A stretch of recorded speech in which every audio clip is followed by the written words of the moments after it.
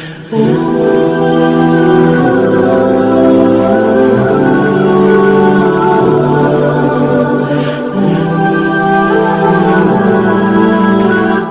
آپ کو ایمان اور یقین حاصل ہو تو پھر دعا کریں اللہ اس پر استقامت عطا فرمائے، پھر اس پہ ڈٹ جائے۔ نبی پاک صلی اللہ علیہ وسلم نے فرمایا میں اس بات کا خوف نہیں کرتا کہ میری امت کمزور ہو جائے گی، اس بات کا ڈر نہیں کہ پیسے ختم ہو جائیں گے، نہ یہ خوف ہے کہ بھوکی مرے گی۔ حضور کس بات کا خوف ہے؟ تو نبی پاک نے فرمایا خوف یہ ہے کہ ان کا یقین کمزور ہو جائے گا۔ یاد رکھیں اگر اعتبار نہ ہو تو گھر نہیں چلتا، تو اگر اللہ رسول پر یقین کامل نہ ہو تو پھر بندہ مسجد نہیں آ سکتا، پھر اس کا دین نہیں چلتا، پھر اس کے لیے مشکل ہے نماز، پھر اس کے لیے مشکل ہے راہ خدا میں خرچ کرنا۔ میرے نبی پاک نے فرمایا یوں نہ کہا کر کہ یا اللہ چاہے تو دے چاہے تو نہ دے، جب مالک سے مانگ تو کہا کر یا اللہ تجھی سے مانگنا ہے، میں لے کے اٹھوں گا، تو مجھے دے گا۔ فرمایا جتنا تیرا یقین کامل ہوگا اتنا ہی اللہ تجھے جھولی بھر کے عطا فرمائے گا۔ کمزور سا مسلمان، لڑکھڑاتا سا مسلمان دیکھتا ہوں کرتا ہوں، اور یہ بھی نہ دیکھا کریں بھائی ایمان یقین کو استقامت کے درجے پہ لیں، یہ نہ دیکھا کریں کہ وہ کیسے دے گا، وہ کسی وسیلے کا محتاج نہیں ہے، وسیلے کو پسند کرتا ہے، پر وسیلے کا محتاج وہ بغیر وسیلے کے بھی دے دیتا ہے۔ ہر آدمی ماں باپ کے ذریعے پیدا ہوتا ہے، اگر پیدا کرنا چاہے تو جناب عیسیٰ کو بغیر باپ کے پیدا کر دیتا ہے، اگر پیدا کرنا چاہے تو حضرت آدم کو بغیر ماں اور باپ کے پیدا کر دیتا ہے۔ جب یقین رکھیں، یقین قرآن مجید پڑھیے، حضرت موسیٰ علیہ السلام فرعون کے دربار میں کھڑے ہیں، چاروں جانب دشمن ہی دشمن ہے، جادوگر آ گئے، انہوں نے سانپ چھوڑے، حضرت موسیٰ کے ہاتھ میں ڈنڈا تھا، حضرت موسیٰ کہتے ہیں یا اللہ کیا کروں؟ تو اللہ تعالیٰ نے فرمایا اپنا عصا پھینک دو۔ کہنا چاہیے تھا نا کہ یا اللہ ایک ہی تو شے ہے، اتنے سانپ ہے، بچانے کے لیے ڈنڈا ہے وہ پھینک دوں؟ ڈنڈا پھینکا جاتا ہے، سانپ کو دیکھ کر کے قابو کیا جاتا ہے۔ یہ میرا اور آپ کا ذوق ہے نا، لیکن انبیاء کرام کا انداز ملاحظہ کیجئے میرے عزیزو۔ اللہ فرماتے ہیں ڈنڈا، اے موسیٰ ڈال دے اپنا عصا، پہلے نہیں فرمایا کہ سانپ بن جائے گا، فرمایا بس تو ڈال دے۔ میں اور آپ ہوتے ہیں تو سام سامنے ہے، ڈنڈا ہاتھ میں ہے، ہم کہیں گے عجیب بات ہے، یہی تو دفاع کی چیز ہے، اسی کو ڈال دوں تو بچوں گا کیسے؟ کہا ڈال دو، تو حضرت موسیٰ نے ڈال دیا، کہا میرے رب کا حکم ہے تو میرے لیے بہتر ہی ہوگا۔ اللہ فرماتے ہیں جب موسیٰ نے ڈالا تو میں نے اس ڈنڈے کو، اس عصا کو اژدہا بنا دیا۔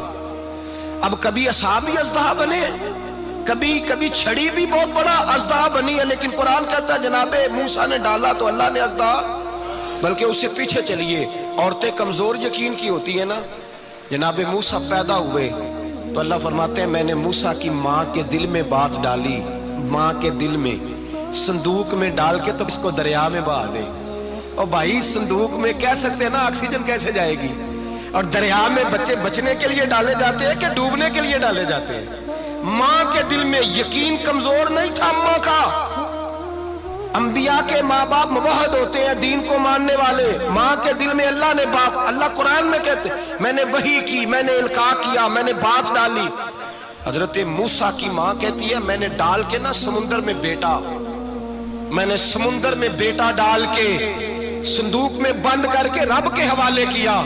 آپ فرماتے ہیں میرے مالک کا بھروسہ کیا تو پھر میرے مالک کا کام دیکھو، کمال دیکھو، میں نے دریا میں ڈالا، اللہ نے فرعون کے گھر میں میرے بیٹے کی پرورش کرا دی۔ یہ یقین کہ حضرت موسیٰ کے پاس قوم آئی، قرآن پڑھیے، کہا جناب پانی چاہیے، وَإِذِ اسْتَسْقَىٰ مُوسَىٰ لِقَوْمِهِ، موسیٰ نے اپنی قوم کے لیے پانی مانگا، ہم نے کہا فَانْفَجَرَتْ مِنْهُ اثْنَتَا عَشَرَةَ عَيْنًا، اپنا ڈنڈا پتھر پہ مارو۔ عقل والا آدمی ہوتا تو اڑ جاتا، کہتا یا اللہ پتھروں سے بھی کبھی پانی نکلا ہے؟ اضرب بعصاک الحجر، مارو پتھر پہ ڈنڈا۔ اللہ کے نبی نے منٹ نہیں لگایا، ٹھا کر کے ڈنڈا لگایا، فَانْفَجَرَتْ مِنْهُ اثْنَتَا عَشَرَةَ عَيْنًا۔ اللہ فرماتے ہیں جناب موسیٰ نے ایک عصا مارا، میں نے 12 چشمے جاری کر دیے۔ تو لے تو لا اللہ کرتا ہے، اللہ کہتا ہے پڑھ نماز روزی دوں گا، کہتا ہے سوچتا ہوں۔ اللہ فرماتے ہیں آجا مسجد میں تیرا ہو جاؤں گا، کہتا ہے دیکھتا ہوں۔ رب فرماتا ہے تو میرے محبوب کی غلامی کر، میں تجھے محبوب بنا لوں گا۔ تو کہتا ہے تھوڑا بڑا ہو کے داڑھی رکھنی ہے، ابھی سیانا ہو کے میں ذرا سرٹیفکیٹ لے لوں اسرائیل سے کہ کتنے سالوں کے بعد آئیں گے، پھر شروع کروں گا۔ پروگرام بنا رہا ہے، ابھی تو ارادے میں ہے۔ اللہ کے پیغمبر کا ڈنڈا، اور اس سے زیادہ آگے بات ہو گئی، پیچھے فوج لگی ہوئی ہے فرعون کی، مجمع ہے، ہزاروں لاکھوں کا لشکر لے کے، تلواریں نیزے، فرعون پیچھے، آگے دریا آ گیا۔ حضرت موسیٰ علیہ السلام کھڑے ہیں، اب کدھر جائیں؟ اللہ پاک نے فرمایا مارو ڈنڈا۔ کہاں؟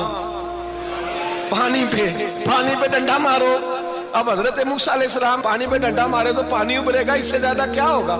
پہلے پتھر پہ ڈنڈا مروایا تو پانی نکلا، اب پانی پہ ڈنڈا مروایا، فَإِذْ فَرَقْنَا بِكُمُ الْبَحْرَ فَأَنْجَيْنَاكُمْ وَأَغْرَقْنَا آلَ فِرْعَوْنَ۔ اللہ فرماتے ہیں موسیٰ نے پانی پہ ڈنڈا مارا تو میں نے پانی میں رستے بنا دیے۔ ایک جگہ ڈنڈا مارا تو پانی نکل آیا، دوسری جگہ عصا مارا تو پانی خشک ہو گیا، 12 چشمے بن گئے، 12 رستے بن گئے دریا میں سے۔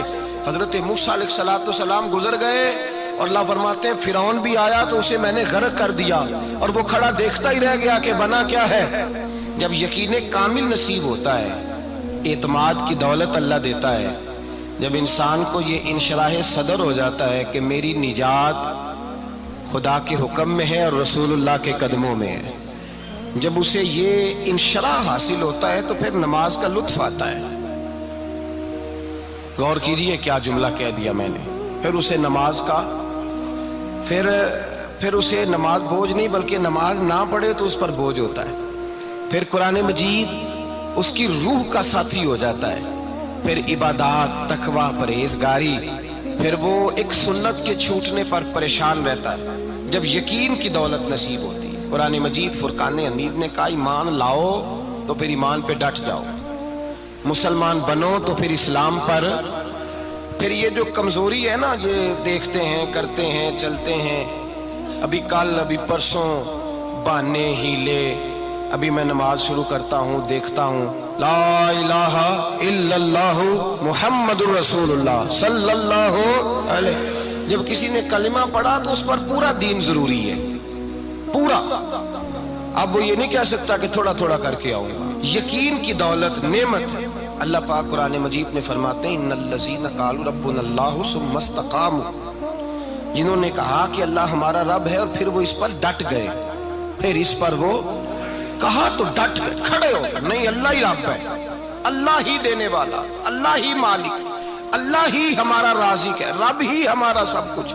جب ڈٹ گئے تو فرمایا تتنزل علیہم الملائکہ، پھر میں ان کی مدد کے لیے آسمان سے فرشتوں کا نزول فرمایا کرتا ہوں۔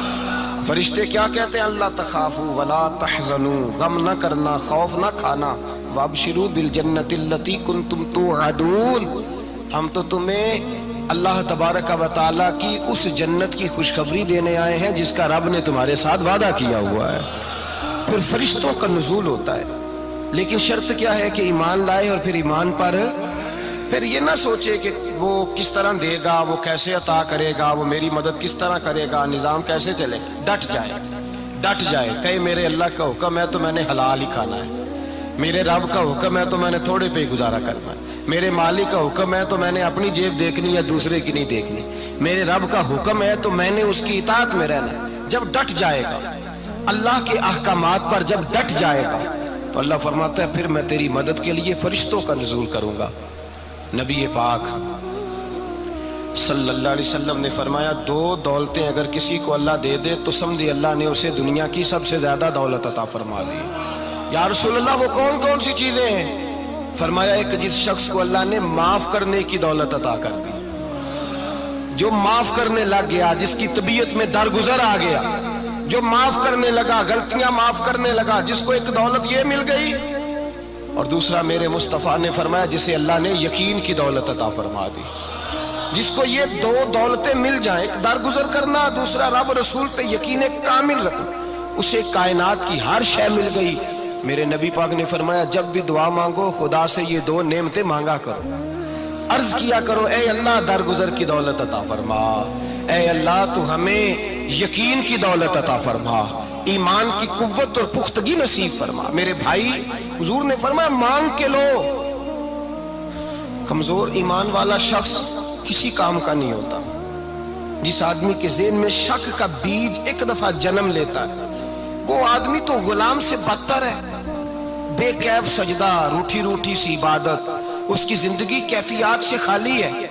جس شخص کو پتہ چل جائے نا لوگ میرے مخالف ہیں، اس کا تو سجن رہتا ہی کوئی نہیں۔ اصل بات یہ ہوتی ہے کہ یہاں سوچ بیٹھا ہے کہ دنیا میرے خلاف ہے، یہاں مخالفت یہاں بیٹھ گئی ہے، دو بندے باتیں کر رہے ہیں تو پریشان ہے، میرے خلاف ہی لگے ہوئے ہیں، میری ہی بات ہو رہی ہے، کیونکہ اصل تکلیف کہاں ہے؟